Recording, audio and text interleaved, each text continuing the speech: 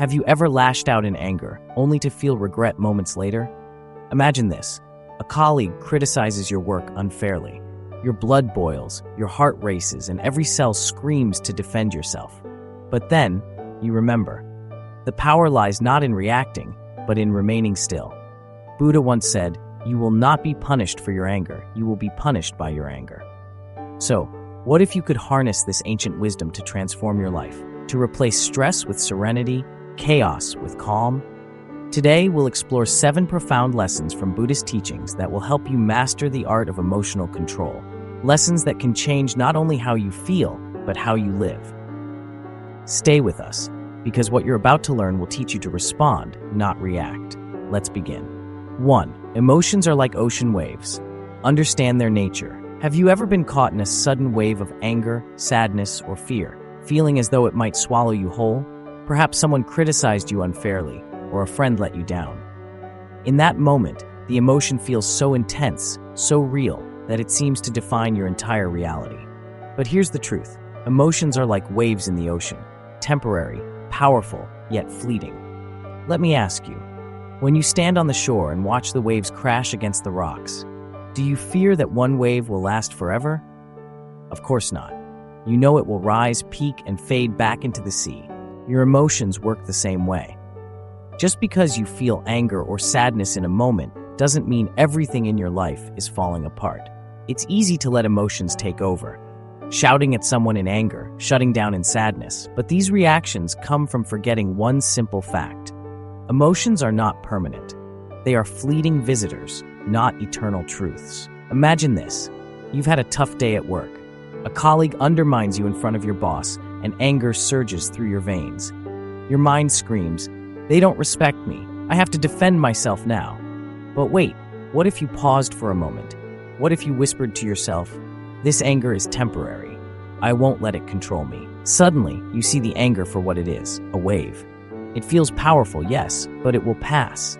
By stepping back, by observing your emotions like a distant spectator, you strip them of their power to control you. Buddha once taught, "You are not your thoughts, you are the observer of your thoughts." This wisdom is life-changing. It gives you the power to acknowledge your feelings without being consumed by them. Respond with wisdom instead of reacting impulsively. See the bigger picture and avoid decisions you'll later regret. Let me share a story that beautifully illustrates this. There was once a Zen master who lived in a peaceful village. One day, a villager accused him of theft, a crime he did not commit. The entire town turned against him, whispering, glaring, shaming him. But the Zen master remained calm. He neither defended himself nor lashed out. When someone asked why he wasn't angry, he smiled and said, "This too shall pass." Months later, the truth came out. The real thief confessed. The villagers, ashamed of their judgment, begged the Zen master for forgiveness. To their surprise, he was not resentful. He simply replied, "Why would I hold on to anger? It was only a wave passing by." What can we learn from this? Your emotions are like clouds in the sky or waves in the sea, impermanent and passing. They may feel overwhelming in the moment, but they are not you. By understanding this, you gain freedom. You stop identifying with every feeling that arises, and you reclaim your power. Here's a practice you can try today. The next time you feel overwhelmed by anger, sadness, or anxiety, close your eyes. Take a deep breath and say to yourself, "This is just a wave. It will pass." Observe the emotion like you would watch a cloud drift by. The more you practice this, the more you'll realize emotions lose their power when you refuse to cling to them. They no longer dictate your words, actions, or peace of mind. Remember, true strength lies not in suppressing your emotions, but in understanding them. By mastering the nature of emotions, you free yourself to live with clarity, peace, and balance. 2. Reflect before you react. The power of the pause. Imagine this. You're in a meeting at work, and your manager criticizes your ideas in front of everyone. Your face flushes red, your pulse quickens, and your mind screams, "How dare they?" Your first instinct? Snap back, defend yourself, or maybe storm out of the room. But pause for a moment. What if I told you that the split second between feeling and reacting can change the entire outcome? That moment is where your power lies. As the saying goes, between stimulus and response lies a space. In that space is our power to choose our response. In our response lies our growth and our freedom. Let me ask you, how many times have you said something in anger, only to regret it later? How many relationships have been strained, opportunities lost, or mistakes made because you didn't pause to reflect? Here's a truth worth remembering. Reacting is instinctive, reflecting is powerful. By taking a step back before responding, you allow yourself to choose calm over chaos, wisdom over impulse. The power of the pause. Let's break this down. What happens when you feel triggered? Your emotions hijack your mind, pushing you into fight or flight mode. Your heart races, your muscles tense, and your brain demands an immediate reaction. But here's the problem. Reactions born from emotion are rarely wise. Imagine it's a fire. When someone insults you, it's like they've thrown a spark onto dry wood. If you react immediately, you fan the flame, and suddenly you're both engulfed in anger, saying things you'll regret. Now, picture yourself doing something different, pausing. Instead of feeding the fire, you pour water on it by taking a deep breath and asking yourself, what's the best way to respond? Let me share a story to bring this to life. A young disciple once approached his Zen master, furious after being humiliated by a rival student. "Master," he said, "I want to teach him a lesson. He embarrassed me in front of everyone. What should I do?" The Zen master smiled and handed him a cup of water. "When you are angry," the master said, "your emotions boil like this water. If you drink it now, you will burn yourself. But if you wait, the water will cool, and you can sip it without harm." The disciple understood. Reacting in anger would only bring regret. Waiting, reflecting, and responding wisely would bring peace. How can you practice the pause? Here are practical steps you can take to build this habit. Breathe first, speak later. When you feel triggered, take 3 slow, deep breaths. This simple act lowers your heart rate and gives your brain time to catch up with your emotions. For example, if someone criticizes you, resist the urge to fire back. Breathe. Ask yourself key questions. Pause and reflect. What will happen if I react now? Will this response make things better or worse? What does this situation really require of me? By questioning yourself, you redirect your mind away from impulsive emotions and towards logical, thoughtful decisions. Count to 10. It sounds simple, but it works. If you feel anger or frustration rising, silently count to 10 before responding. This small delay can prevent an emotional outburst and give you time to regain composure.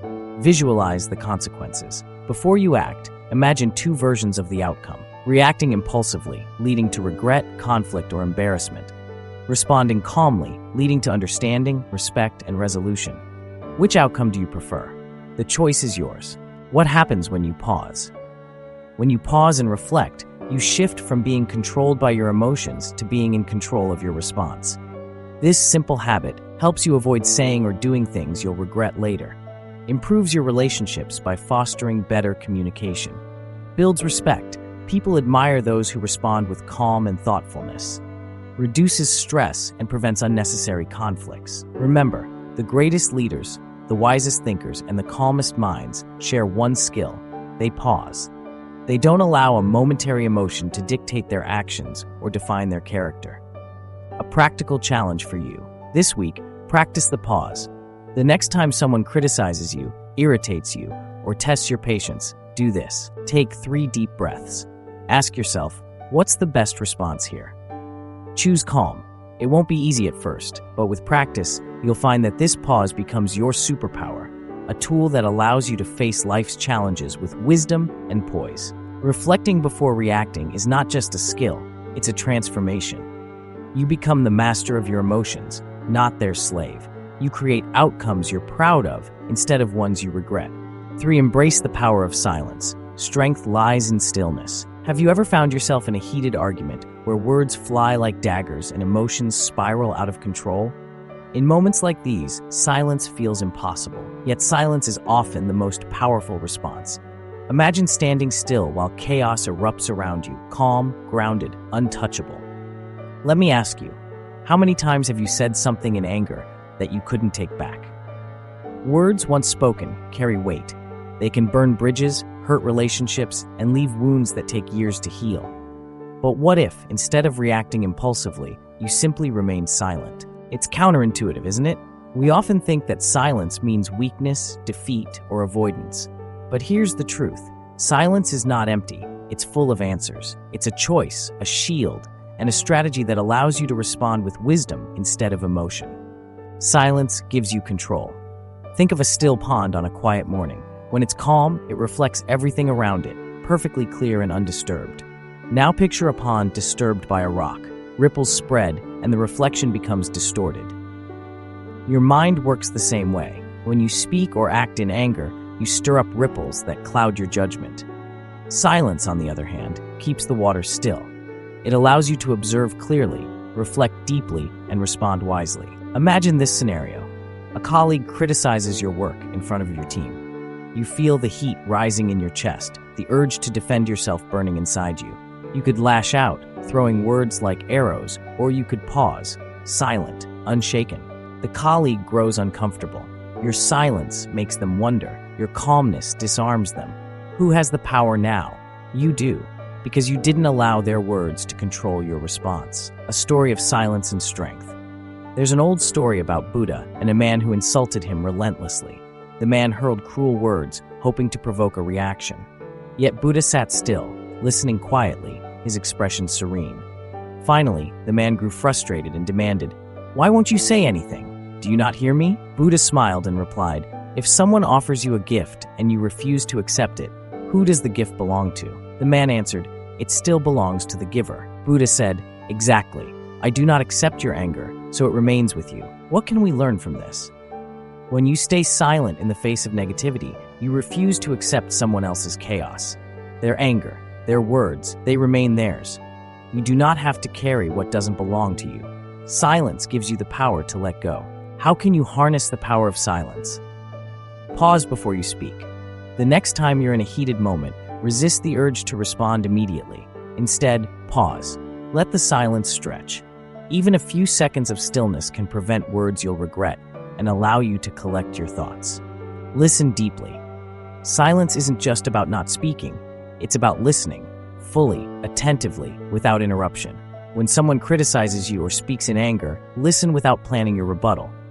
Sometimes silence can reveal truths hidden beneath the noise. Use silence as a tool for clarity. When emotions rise, silence gives you time to ask yourself, is this worth my energy? What outcome do I want from this situation? Will speaking now help or hurt? By staying silent, you gain clarity on the best course of action. Let silence disarm others. In conflicts, people expect you to react. Your silence catches them off guard. It forces them to stop, reflect, and question their own behavior.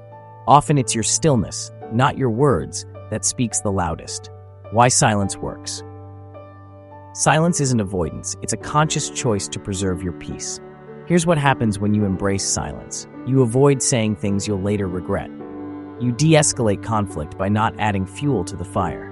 You gain time to reflect and respond with wisdom. You protect your mental and emotional well-being. A practical challenge for you. This week, practice silence in moments of tension.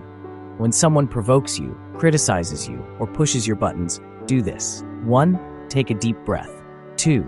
Say nothing. 3. Observe their reaction and your own emotions. At first, it will feel uncomfortable. You may feel the urge to defend yourself or explain. But as you practice, you'll discover that silence is liberating.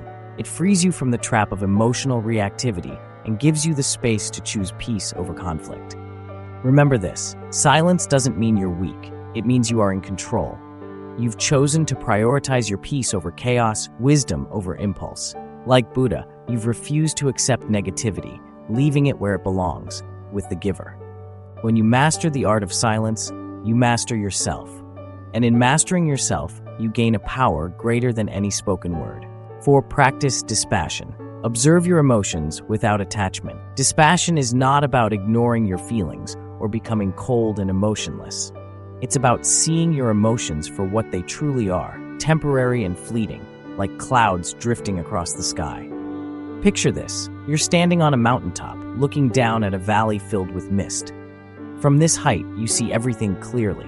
The mist represents your emotions, clouding the view temporarily, but never permanent.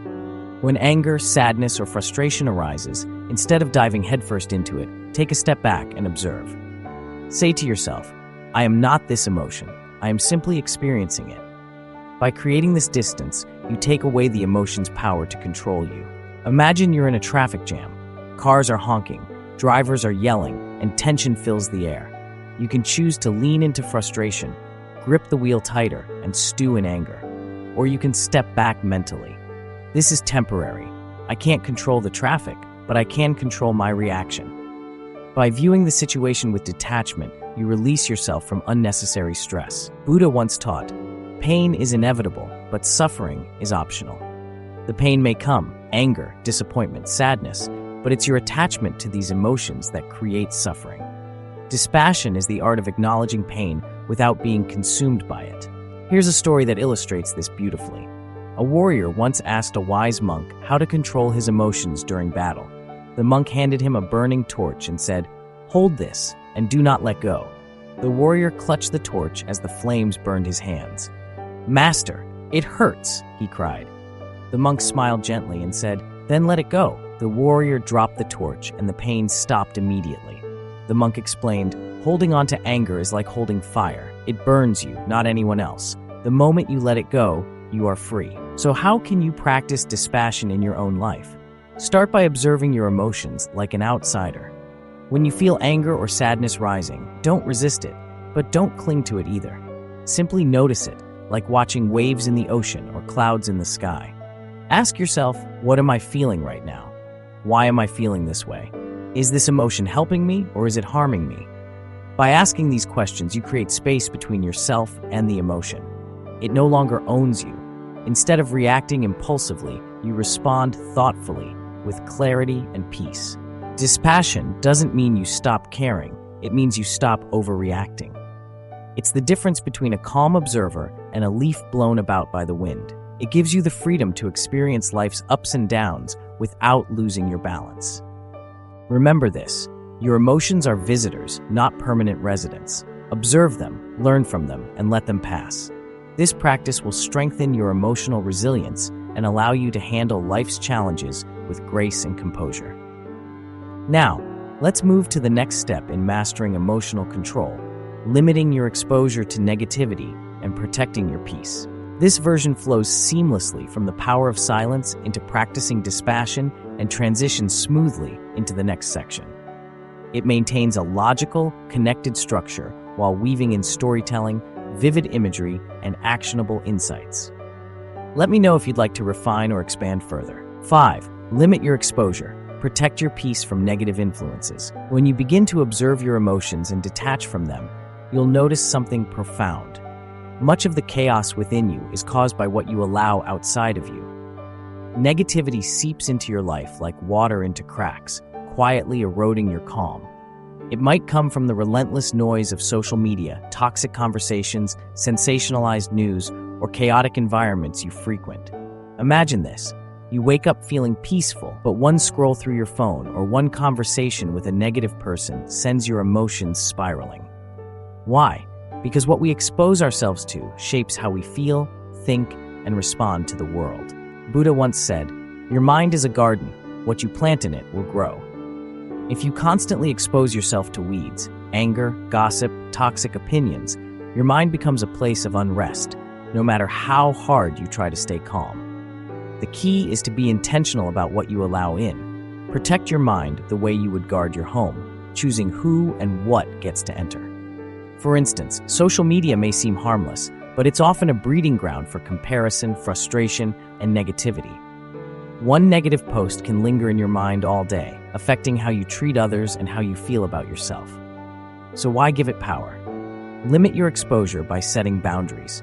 Reduce your screen time, unfollow accounts that trigger anger or inadequacy, and replace mindless scrolling with content that uplifts and inspires you. Remember, the more you allow negativity to enter, the more it thrives. It's not just content. People can also be a source of emotional turmoil. Have you ever spent time with someone who drains your energy? Someone who complains endlessly, criticizes everything, or thrives on drama? Being around them feels like carrying a heavy weight that you didn't ask for. Their energy becomes your energy, and soon you find yourself reacting in ways you don't want to.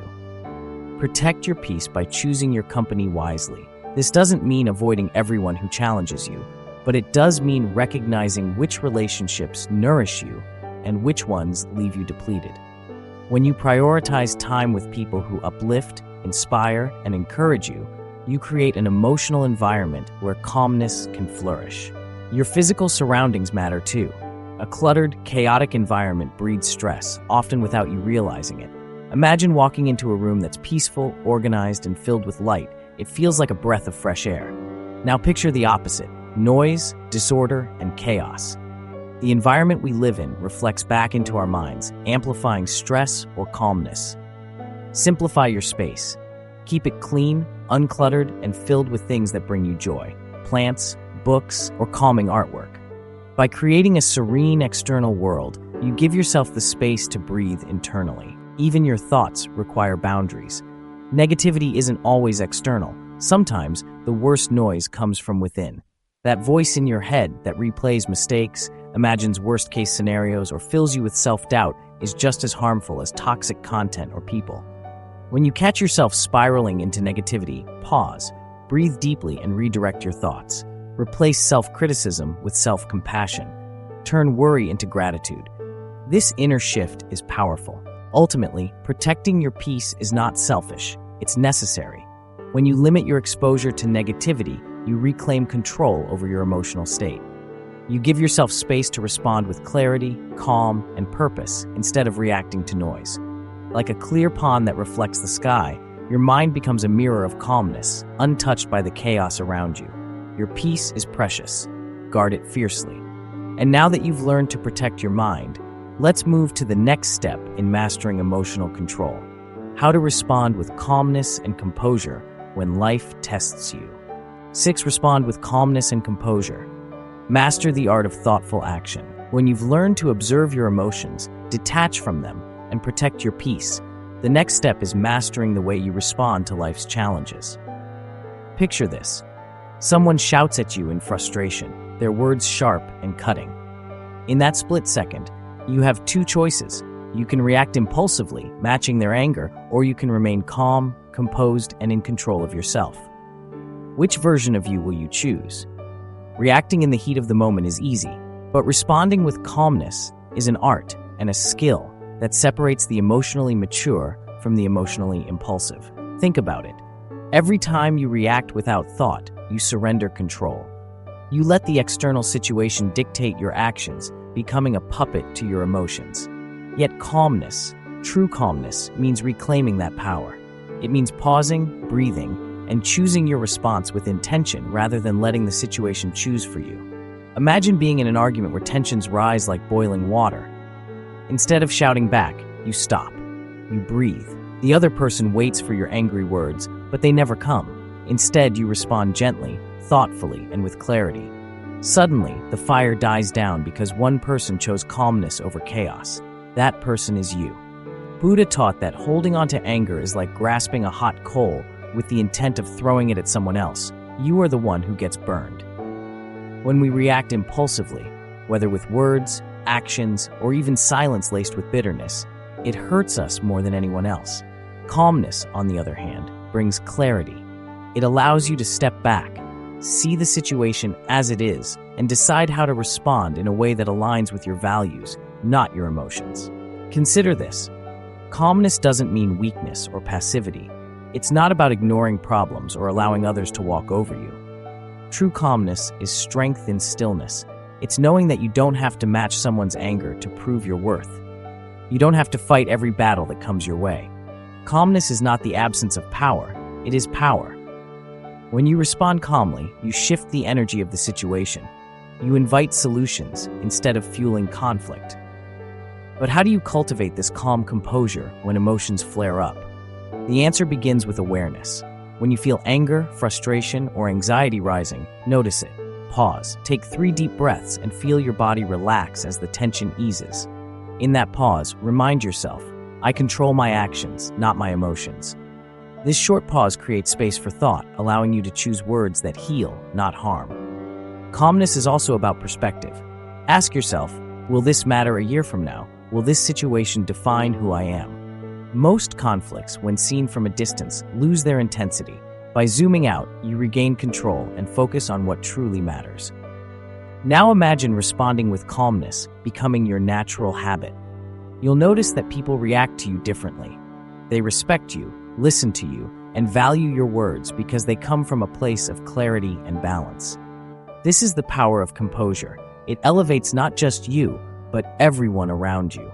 Responding with calmness also transforms your internal world. When you choose calm, you save yourself from regret, the sting of words spoken in anger, or the guilt of actions taken in haste. You preserve your energy, your relationships, and most importantly, your peace of mind. Life will always test you through conflicts, disappointments, and frustrations, but calmness is your anchor. It grounds you in storms and gives you the strength to navigate them with grace. So the next time someone tests your patience or life throws chaos at your door, pause. Breathe. Choose to respond, not react. Let calmness be your strength and clarity be your guide. Because in a world full of noise, those who master composure shine the brightest.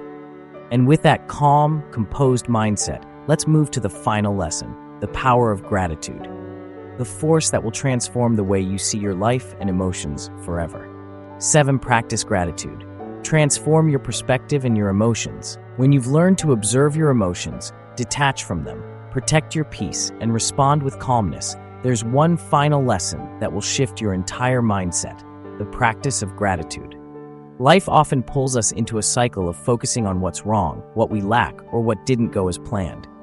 This perspective feeds frustration, anger, and dissatisfaction, keeping us trapped in negative emotions.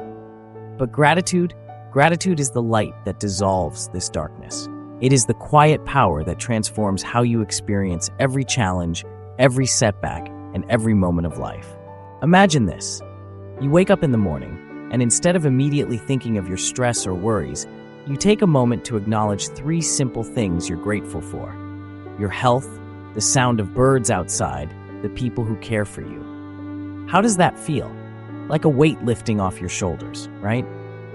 Because gratitude shifts your focus from what's missing to what's present, from chaos to calm.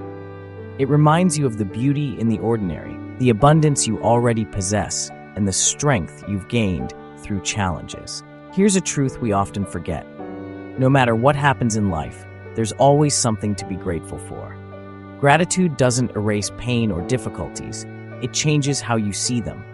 Let's say you experience a failure at work or in life. Gratitude allows you to see the lesson hidden within it. Instead of saying, "Why did this happen to me?" you begin to ask, "What can I learn from this? How has this made me stronger?"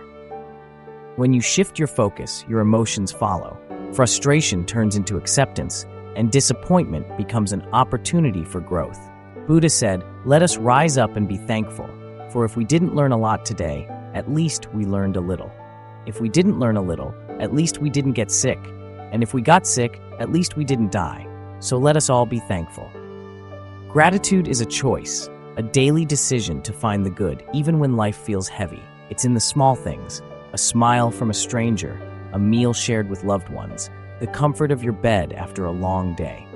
When you practice gratitude consistently, you rewire your mind to focus on abundance, not scarcity. How can you bring gratitude into your life?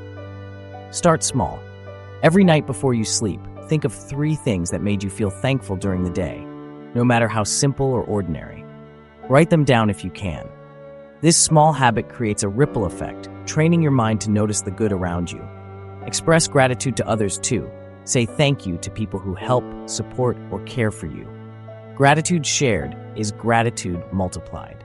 Even in difficult moments, pause and ask yourself, what lesson, blessing, or opportunity can I find here?